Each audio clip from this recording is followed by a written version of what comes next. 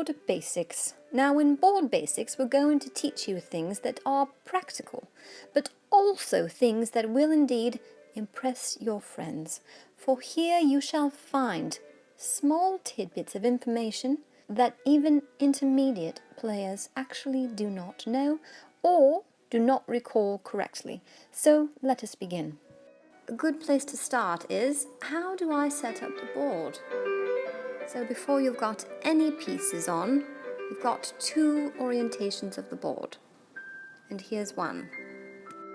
Notice at the lower right-hand corner, we have a dark square. Is this correct? No, it is not. How about this one? Notice we have a white square in the bottom right-hand corner. Is this correct? Yes, indeed. Whether your pieces are white or black, you should always have a white square in the bottom right-hand corner. Moving on. When you're setting up the board, the white queen should be on a white square.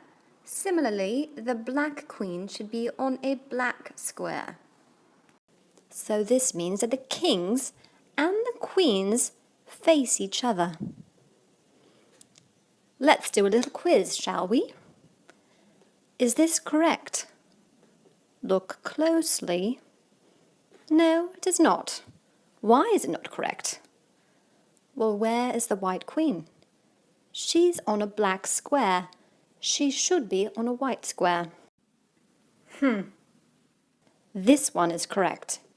You'll notice the white queen is on a white square, the black queen is on a black square, and the queens face each other.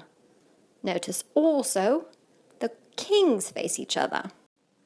The next thing you should know is that white always moves first. But how to determine who gets the white pieces and who gets the black pieces? Well, there's any number of ways you can do it. You could toss a coin, you could roll dice. But the most traditional thing to do is that one player takes a white pawn and a black pawn and secretly places each one in their hand. Then the other player chooses the hand and therefore their colour.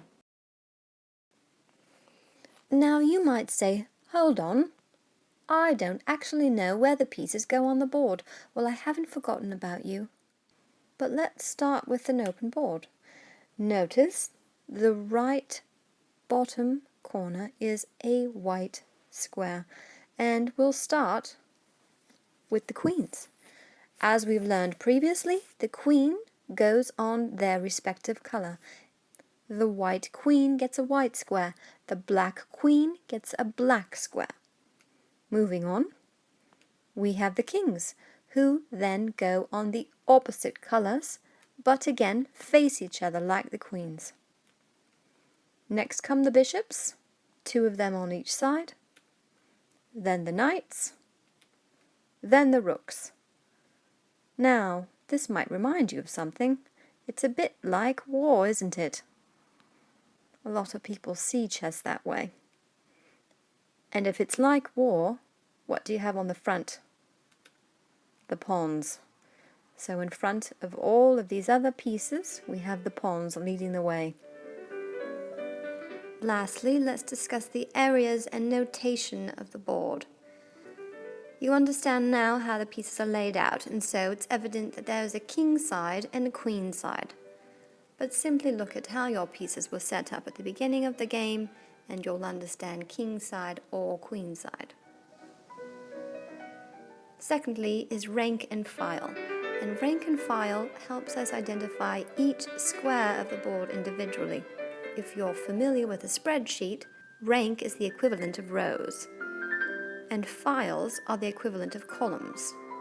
We'll use these terms sparingly in this course, but it's important to understand that ranks are horizontal and files are the vertical. And there we are. That's it for Board Basics. Goodbye now.